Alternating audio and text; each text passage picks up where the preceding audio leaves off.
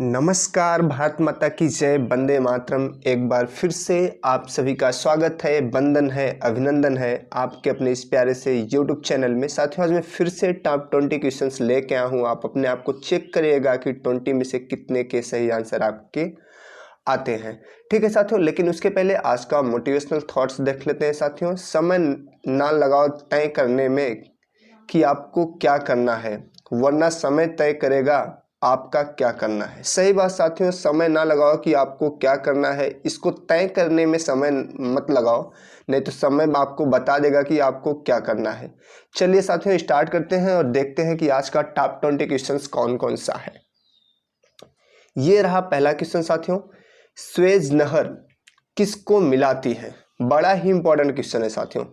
चलिए बताइए, स्वेज नहर किसको मिलाती है, आपको बताना है साथियों। चलिए, लाल सागर व अरब सागर, लाल सागर व भूमध्य सागर, अरब सागर व भूमध्य सागर, उत्तरी व बाल्टिक सागर। चलिए बताइए साथियों, चलिए बताइए इसका सही जवाब क्या होगा। चलिए बताइए, स्वेज नहर किसको मिलाती है, आपको बताना है साथियों। चलिए बताइए, स्वेज नहर किसको मिलाती है, चलिए बताइए इसको। चलिए, तो इसका राइट आंसर क्या होगा साथियों? बी, लाल सागर व भूमध्य सागर को मिलाती है। ठीक है साथियों, इसकी ट्रिक एक क्या है साथियों? स्वभूला, स्वभूला। ठीक है साथियों, स्वयं भूल गया। ठीक है साथियों, स्व से स्वेज नहर और भू से भूमध्य सागर साथियों, और ला से लाल सागर। ठीक है, स्वभूला, याद रखना, स्वभूला। चलिए चलिए बढ़ते हैं। और ये जो साथियों स्वेज नहर है साथियों, ये 164 किलोमीटर लंबी है। ठीक है साथियों, कितनी किलोमीटर लंबी है? 164 किलोमीटर लंबी है। ठीक है साथियों, और इसको निर्माण के बाद साथियों 1869 में इसको खोल दिया गया था। ठीक है, आवागमन के लिए 1869 में इसको खोल दिया गया था। चलिए चलिए बढ़ते हैं अगले क्वेश्चन की तरफ और देखते हैं कि अगला क्वेश्चन क्या है। ये रहा अगला क्वेश्चन, ये रहा अगला क्वेश्चन साथियों। आपको बताना है कि किसे 1000 झीलों का देश कहा जाता है। चलिए बताइए, किसे 1000 झीलों का देश कहा जाता है, आपको बताना है साथियों। फिनलैंड, स्वीडन, ग्रीनलैंड या फिर यूएसए। चलिए चलिए बताइए सही जवाब क्या होगा। जितने भी भाई बहन लाइव हैं सबको तहे दिल से वंदन, अभिनंदन। चलिए बताइए, किसे 1000 झीलों का देश कहा जाता है, आपको बताना है इसका सही जवाब क्या होगा। Lands of 1000 lakes. ठीक है, चलिए बताइए, लैंड्स ऑफ 1000 लेक्स किसको कहा जाता है, आपको बताना है। फिनलैंड, स्वीडन, ग्रीनलैंड या फिर यूएसए। चलिए बताइए, चलिए बताइए। तो इसका राइट आंसर ए होगा साथियों। फिनलैंड को 1000 झीलों का देश कहा जाता है। यहाँ पे साथियों, यहाँ पे बहुत सारी झीलें हैं साथियों, इसलिए इसको 1000 देशों का देश कहा 1000 झीलों का देश कहा जाता है साथियों। ठीक है, चलिए चलिए बढ़ते हैं अगले क्वेश्चन की तरफ और देखते हैं कि अगला क्वेश्चन क्या है। ये रहा अगला क्वेश्चन साथियों, शहतूत रेशम का अग्रणी उत्पादक राज्य है। चलिए बताइए, शहतूत, शहतूत रेशम का अग्रणी उत्पादक राज्य है, आपको बताना है। चलिए बताइए, आंध्र प्रदेश, तमिलनाडु, कर्नाटक, पश्चिम बंगाल। बताइए सही जवाब क्या होगा। शहतूत रेशम का अग्रणी उत्पादक राज्य है, बताना है इसका सही जवाब क्या होगा। चलिए बताइए, चलिए बताइए सही जवाब क्या होगा। आंध्र प्रदेश, तमिलनाडु, कर्नाटक या फिर पश्चिम बंगाल। तो इसका राइट आंसर सी होगा साथियों, कर्नाटक शहतूत रेशम उत्पादन में अग्रणी राज्य है साथियों। ठीक है, इसके पश्चात शहतूत का उत्पादन साथियों आंध्र प्रदेश में, ठीक है, फिर तमिलनाडु में, फिर जम्मू कश्मीर में और लास्ट में पश्चिम बंगाल में। ये कुछ है साथियों जहाँ पे शहतूत का उत्पादन होता है। ठीक है साथियों, चलिए चलिए बढ़ते हैं अगले क्वेश्चन की तरफ और देखते हैं अगला क्वेश्चन क्या है साथियों। ये रहा अगला क्वेश्चन, भारत का कुल जनसंख्या का कृषि नियुक्त प्रतिशत लगभग कितना है। चलिए बताइए साथियों, भारत की कुल जनसंख्या का कितने लोग कृषि में जुड़े हुए हैं, आपको बताना है साथियों। चलिए बताइए, 60, 50, 70 या फिर 80%, आपको बताना है साथियों। चलिए बताइए, 60%, 50%, 70% या फिर 80% लोग कृषि में जुड़े हुए हैं। बताना है आपको कितने प्रतिशत लोग कृषि से जुड़े हुए हैं। चलिए बताइए, चलिए बताइए, 60, 50, 70 या फिर 80%। तो इसका राइट आंसर क्या होगा साथियों? ए, 60% के लोग 60% लोग लगभग साथियों, ये क्या है, जो 2011 की जनगणना है साथियों, उसके अकॉर्डिंग बताया गया है लगभग 60% के राउंड में लोग क्या है, कृषि से जुड़े हुए हैं। ठीक है, चलिए बढ़ते हैं अगले क्वेश्चन की तरफ और देखते हैं कि अगला क्वेश्चन क्या है साथियों। कहते हैं साथियों, फना होने की इजाजत नहीं ली जाती, ये वतन की मोहब्बत है जनाब, पूछ के नहीं की जाती। सही बात साथियों, वतन से मोहब्बत, वतन से प्यार पूछ के नहीं किया जाता है। ठीक है, चलिए बढ़ते हैं अगले क्वेश्चन की तरफ और देखते हैं कि अगला क्वेश्चन क्या है। ये रहा अगला क्वेश्चन साथियों, 1921 का मोपला विद्रोह हुआ था। चलिए बताइए, 1921 का मोपला विद्रोह हुआ था साथियों। ये विद्रोह ब्रिटिश मुस्लिम और हिंदू मुस्लिम का संघर्ष था साथियों। कहाँ हुआ था आपको बताना है। तेलंगाना, विदर्भ, मालाबार या फिर मराठवाड़ा में, बताइए। चलिए बताइए इसका राइट आंसर कहाँ होगा। चलिए बताइए, तेलंगाना, विदर्भ, मालाबार या फिर मराठवाड़ा में, बताइए सही जवाब क्या होगा। चलिए बताइए। मोपला विद्रोह मोस्ट इंपॉर्टेंट क्वेश्चन, फेमस है साथियों, अक्सर एग्जाम में आते रहता है। चलिए बताइए इसका सही जवाब क्या होगा। चलिए बताइए इसका सही जवाब क्या होगा। तो इसका राइट आंसर क्या होगा साथियों, इसका राइट आंसर होगा सी साथियों, मालाबार। केरल के मालाबार में साथियों ये मोपला विद्रोह 1921 में हुआ था। यहाँ पे दिया है साथियों 1921 में हुआ था। ठीक है, लेकिन अंग्रेजों ने इस विद्रोह को बहुत बुरी तरह से दबाया था साथियों। ठीक है, बहुत ही बुरी तरह से अंग्रेजों ने इस विद्रोह को दबा दिया था। यह विद्रोह किसके बीच में था साथियों, ब्रिटिश मुस्लिम और हिंदू मुस्लिम के बीच का संघर्ष था। ठीक है, जो केरल के मालाबार में के क्षेत्र में 1921 में हुआ था। चलिए बढ़ते हैं अगले क्वेश्चन की तरफ और ये रहा अगला क्वेश्चन साथियों। सर्वेंट ऑफ इंडिया सोसाइटी का संस्थापक कौन था। चलिए बताइए साथियों, सर्वेंट ऑफ इंडिया सोसाइटी का संस्थापक कौन था। एम.जी. रनाडे, आनंद पटवर्धन, जी.के. गोखले, वी.जी. तिलक। चलिए बताइए कौन था, आपको बताना है साथियों। चलिए बताइए इसका राइट आंसर क्या होगा साथियों, आपको बताना है। चलिए बताइए, सर्वेंट ऑफ इंडिया सोसाइटी का संस्थापक कौन था। एम.जी. रनाडे, आनंद पटवर्धन, जी.के. गोखले, वी.जी. तिलक। चलिए बताइए। तो इसका राइट आंसर होगा साथियों सी, जी.के. गोखले।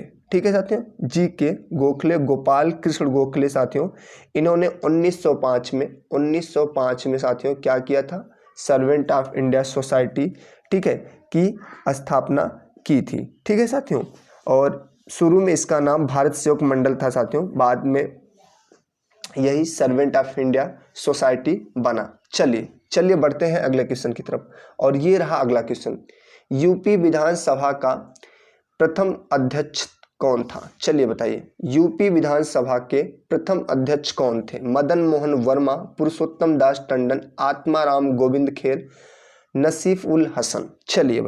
चलिए बताइए सही जवाब क्या होगा, आपको बताना है साथियों कि यूपी विधानसभा के प्रथम अध्यक्ष थे। बताइए सही जवाब क्या होगा, आप बताइए साथियों, आप बताइए इसका सही जवाब क्या होगा।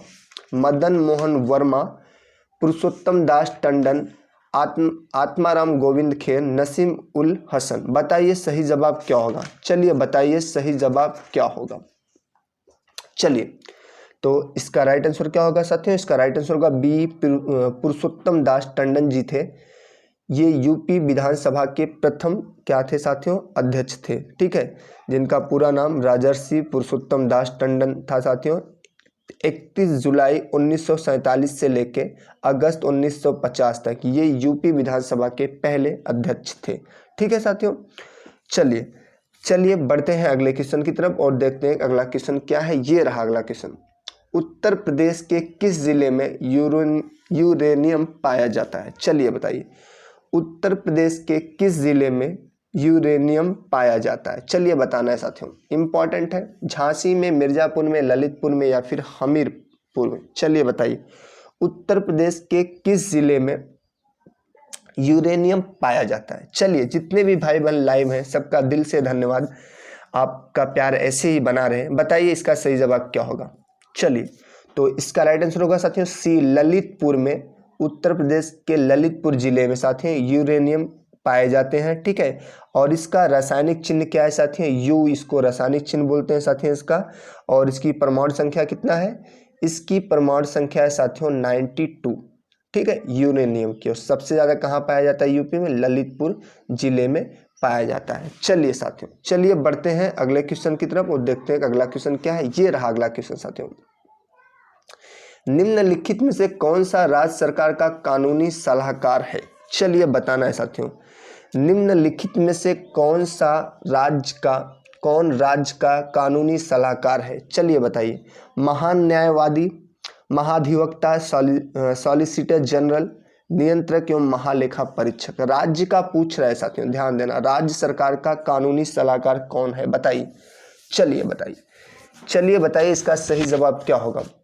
निम्नलिखित में से कौन राज्य सरकार का कानूनी सलाहकार है, बताना है साथियों आपको। महान्यायवादी, महाधिवक्ता, सॉलिसिटर जनरल या नियंत्रक एवं महालेखा परीक्षक। चलिए, तो इसका राइट आंसर होगा साथियों बी, महाधिवक्ता जो होता है साथियों, ये किसी राज्य का कानूनी सलाहकार होता है, ठीक है। राज्य का राज्यपाल ऐसे व्यक्ति को जो उच्च न्यायालय का न्यायाधीश होने की योग्यता रखता है, उसे राज्य का महाधिवक्ता नियुक्त करेगा। वह राज्यपाल के प्रसाद पर्यंत क्या करता है साथियों, अपने पद पर रहता है।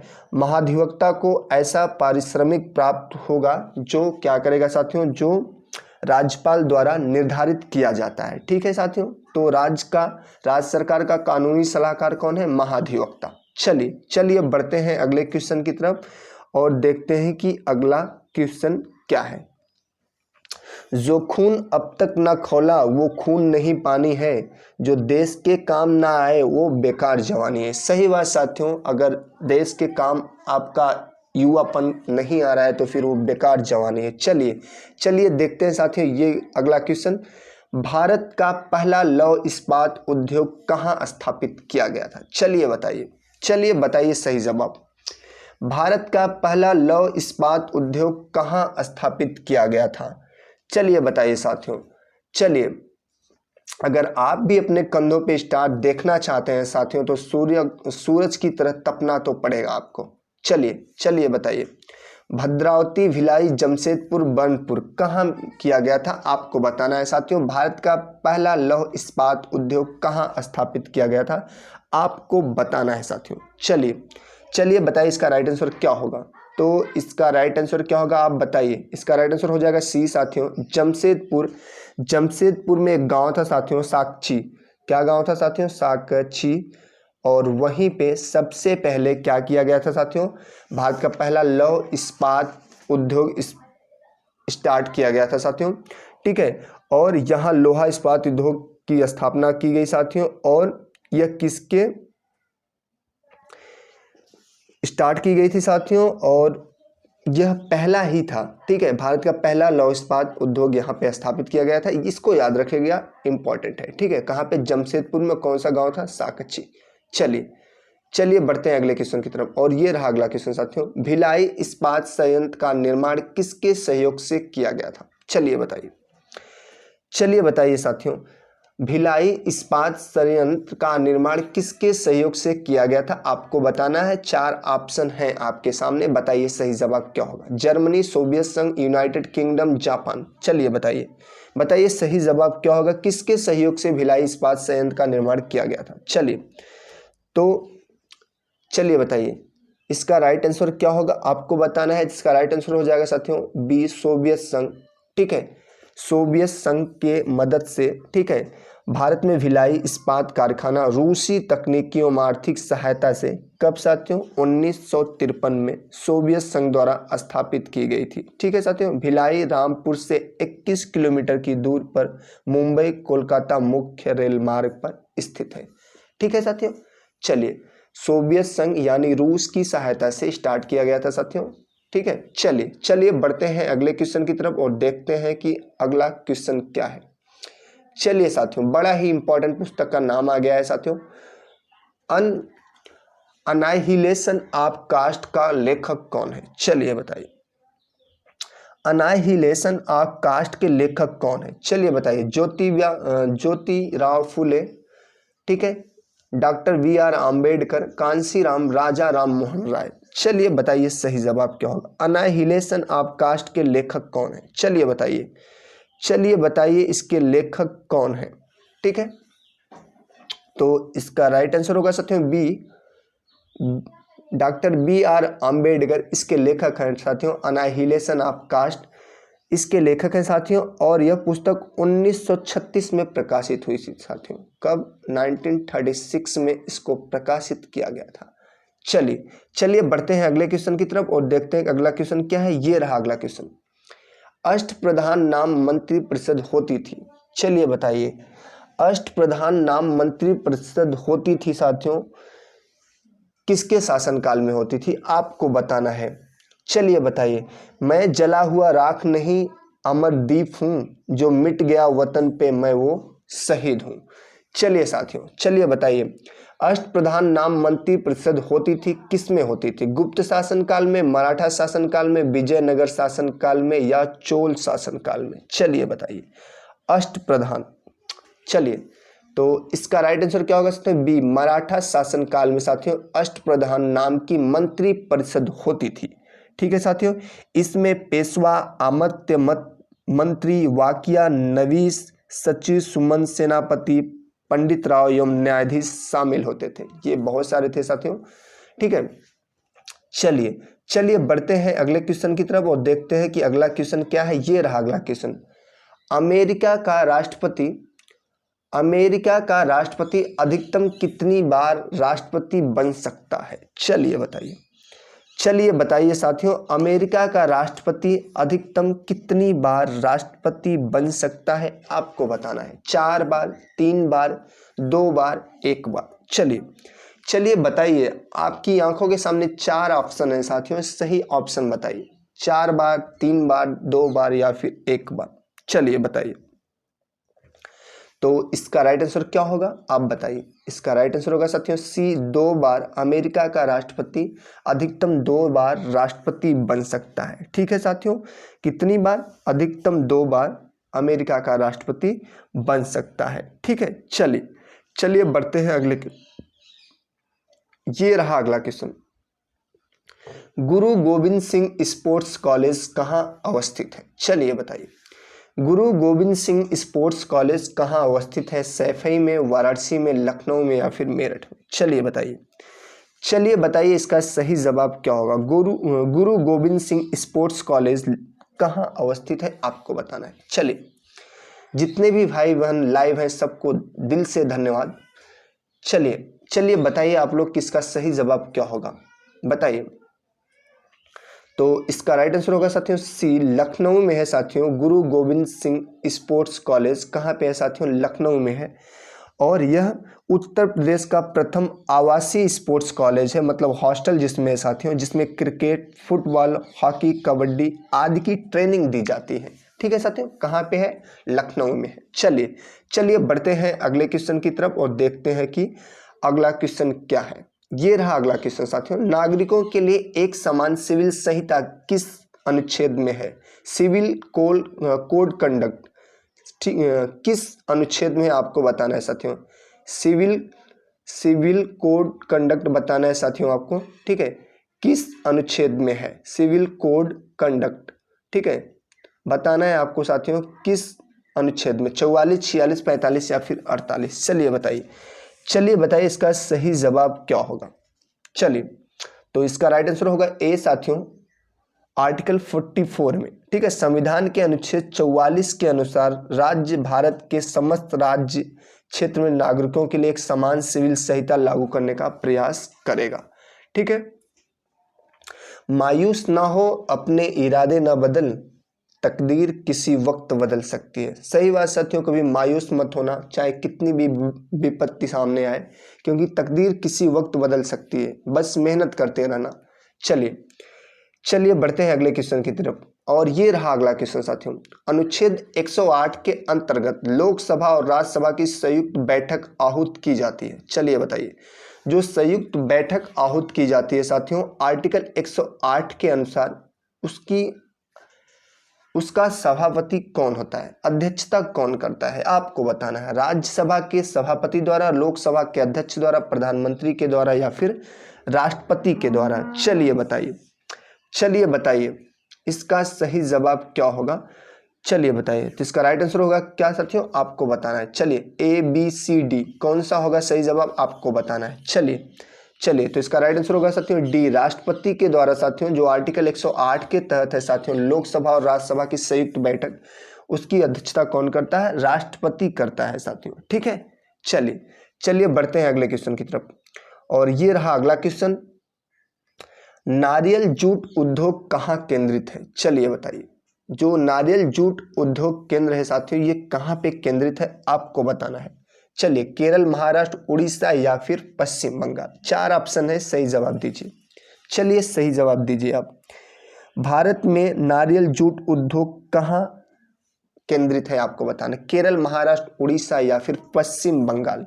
चलिए बताइए, तो इसका राइट आंसर ए होगा साथियों, केरल में साथियों क्या है, ये इसका केंद्र स्थित है। ठीक है साथियों, भारत में नारियल जूट उद्योग का केंद्र कहाँ पे साथियों, दक्षिण भारत के केरल में स्थित है।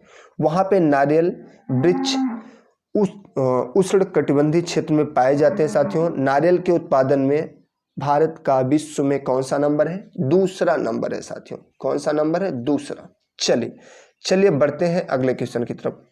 और ये रहा अगला क्वेश्चन, निम्नलिखित में से किसने अपने आप को खलीफा घोषित किया था। चलिए साथियों बताइए, निम्नलिखित में से किसने अपने आप को खलीफा घोषित किया था। इल्तुतमिश, अलाउद्दीन खिलजी, महमूद गजनबी, मुबारक शाह खिलजी। चलिए बताइए, निम्नलिखित में से किसने अपने आप को खलीफा घोषित किया था। चलिए बताइए सही जवाब क्या होगा, चलिए बताइए सही जवाब क्या होगा, आपको बताना है। ठीक है साथियों, भारत का जो करना नमन छोड़ दे, कह दो कि वो मेरा वतन छोड़ दे, मजहब है प्यारा जिसे देश नहीं, वो इसकी मिट्टी में दफन होना छोड़ दे। सही बात साथियों, जिसको मजहब प्यारा है, देश नहीं प्यारा है, वो हमारी इस मिट्टी में दफन होना छोड़ दे। चलिए बताइए साथियों, इसका राइट आंसर क्या होगा, किसने अपने आप को खलीफा घोषित किया था। चलिए, तो इसका राइट आंसर होगा साथियों डी, मुबारक शाह खिलजी ने अपने आप को खलीफा घोषित किया था साथियों। मुबारक शाह खिलजी ने खिलाफत के सिद्धांत को ठुकरा कर, ठीक है साथियों, अपने आप को खलीफा घोषित किया था, खलीफा की उपाधि धारण की थी। इनका शासनकाल कब था साथियों, इसका 1316 ईस्वी। ठीक है साथियों, 1316 से लेकर 1320 तक इसका शासनकाल था साथियों, और इसने अपने आप को खलीफा घोषित कर दिया था। चलिए साथियों, चलिए देखते हैं अंतिम क्वेश्चंस, और वो क्या है साथियों, ये रहा अंतिम क्वेश्चन साथियों। मोरक्को यात्री इब्न बतूता किसके समय में भारत आया। चलिए बताइए, मोरक्को यात्री इब्न बतूता किसके शासन काल में आया। बड़ा ही फेमस नाम है साथियों ये, इब्न बतूता किसके शासन काल में भारत आया, आपको बताना है साथियों। चलिए बताइए, अलाउद्दीन खिलजी, फिरोज शाह तुगलक, बलबन या फिर मोहम्मद बिन तुगलक। चलिए बताइए सही जवाब क्या होगा, इसका राइट आंसर क्या होगा, आपको बताना है। तो इसका राइट आंसर होगा डी साथियों, मोहम्मद बिन तुगलक के शासन काल में ये इब्न बतूता जो मोरक्को का यात्री था साथियों, भारत आया था। ठीक है, किसके शासन काल में आया था साथियों, इब्न बतूता मोहम्मद बिन तुगलक के शासनकाल में आया था। ये आज का टॉप 20 क्वेश्चन था साथियों, और आप अपने आप को चेक किए होंगे कि 20 में से आपके कितने के सही जवाब हुए होंगे। ठीक है साथियों, अगर आपके 8-10 भी हो रहे हैं तो आप अच्छे स्टूडेंट्स हैं, आप जान लीजिए, क्योंकि क्वेश्चन का लेवल इतना आसान नहीं है। थैंक्स फॉर वॉचिंग साथियों। अगर वीडियो अच्छा लगा हो तो प्लीज़ लाइक कर दीजिएगा, आपके एक लाइक से हमको मोटिवेशन जरूर मिलता है साथियों, और कुछ अच्छा करने का मन करता है। शेयर कर सकते हैं साथियों, चैनल पे अगर नए हैं तो सब्सक्राइब कर लीजिएगा साथियों। हम डेली रात को 8 बजे साथियों टॉप 20 क्वेश्चंस लेके आएंगे, जो आपको विभिन्न प्रतियोगी परीक्षाओं में आपकी जरूर मदद करेंगे। ठीक है साथियों, भारत माता की जय, वंदे मातरम एंड जय हिंद साथियों।